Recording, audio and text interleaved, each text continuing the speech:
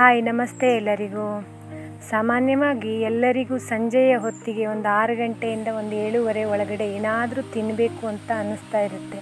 Tea ಜೊತೆ ಏನಾದರೂ ಕುರುಕುಲು ತಿಂಡಿ ಇದ್ದರೆ ಬಹಳ ಚೆನ್ನಾಗಿರುತ್ತೆ ಅಂತ ನಾವು ಅಂದ್ಕೋತೀವಿ. ಆದರೆ ಒಂದೊಂದು ದಿನ ನಮಗೆ ಮಾಡಲಿಕ್ಕೆ ಮೂಡು ಇರಲ್ಲ, ಟೈಮೂ ಇರಲ್ಲ, ಯಾರು ಮಾಡ್ತೀವಿ ಅಂತ ಅನ್ನಿಸ್ತಾ ಇರುತ್ತೆ.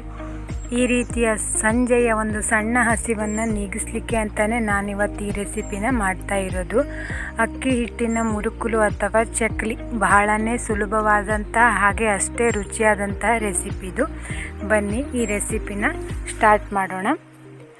ಮೊದಲಿಗೆ ನಾನಿಲ್ಲಿ ಒಂದು ಅಗಲವಾದ ಪಾತ್ರೆ ತಗೊಂಡಿದ್ದೀನಿ. ಹಿಟ್ಟು ಕಲಿಸ್ಲಿಕ್ಕೆ ಸ್ವಲ್ಪ ಅಗಲವಾಗಿರಲಿ ಪಾತ್ರೆ. 2 ಕಪ್ ಆಗುವಷ್ಟು ಅಕ್ಕಿ ಹಿಟ್ಟು,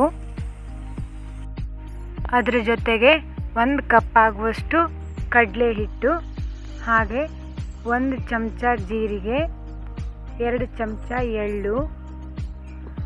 ನಾನಿಲ್ಲಿ ಖಾರಕ್ಕೋಸ್ಕರ 2 ಚಮಚ ಆಗುವಷ್ಟು ಅಚ್ಚ ಖಾರದ ಪುಡಿನ ಹಾಕ್ಕೊಳ್ತಿದ್ದೀನಿ. ಹಾಗೆ 1 ಚಮಚ ಗರಂ ಮಸಾಲ. ನಿಮಗಿದೆಲ್ಲ ಇಷ್ಟ ಇಲ್ಲ ಅಂದರೆ ನೀವು ಹಾಕದೇನೂ ಕೂಡ ಇರ್ಬೋದು. ಮತ್ತು ಒಂದು ಅರ್ಧ ಚಮಚ ಆಗುವಷ್ಟು ಅರಿಶಿನ ಪುಡಿ, 1-2 ಚಮಚ ಉಪ್ಪನ್ನು ಹಾಕ್ಕೊಂಡಿದ್ದೀನಿ. ಇದಕ್ಕೆ ಎಲ್ಲವನ್ನು ಚೆನ್ನಾಗಿ ಒಂದು ಸರಿ ಮಿಕ್ಸ್ ಮಾಡ್ಕೊಳ್ಳಿ. ಇದನ್ನು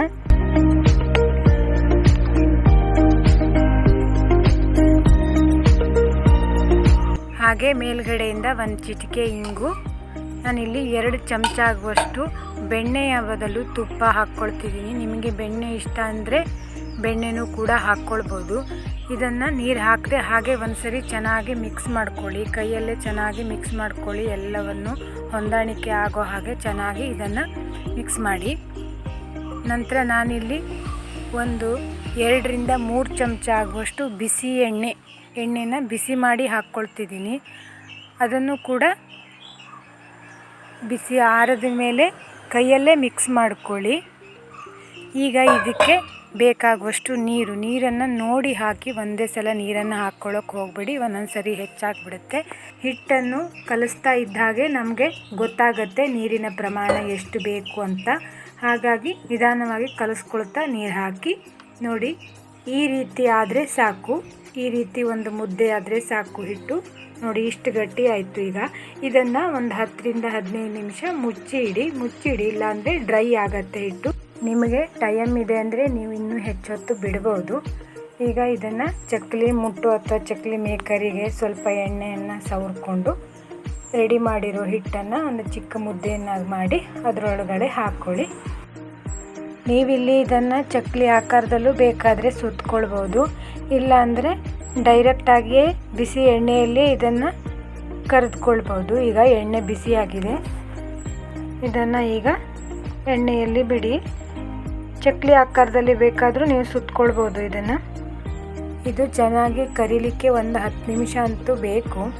ನೋಡಿ, ಈ ಬಣ್ಣಕ್ಕೆ ಬಂದಿದೆ. ಇಲ್ಲಿ ಅಚ್ಚ ಖಾರದ ಪುಡಿ ಹಾಕಿರೋದ್ರಿಂದ ಬೇಗ ಕಂದು ಬಣ್ಣಕ್ಕೆ ತಿರುಗುತ್ತೆ. ಇದು ನಿಮಗೆ ಬಿಳಿಯಾಗೇ ಬೇಕು ಚಕ್ಕಲಿ ಅಂತ ಆದರೆ ನೀವಿಲ್ಲಿ ಅಚ್ಚ ಖಾರದ ಪುಡಿನ ಹಾಕದೇ ಇರ್ಬೋದು. ಹಾಗಾಗಿ ಇದನ್ನು ಸಣ್ಣ ಉರಿಯಲ್ಲೇ ಬೇಯಿಸ್ಕೊಳ್ಳಿ, ಇಲ್ಲಾಂದರೆ ಬೇಗ ಸೀದು ಹೋಗುತ್ತೆ. ಇದು ಒಳಗಡೆ ಬೇಯಲ್ಲ.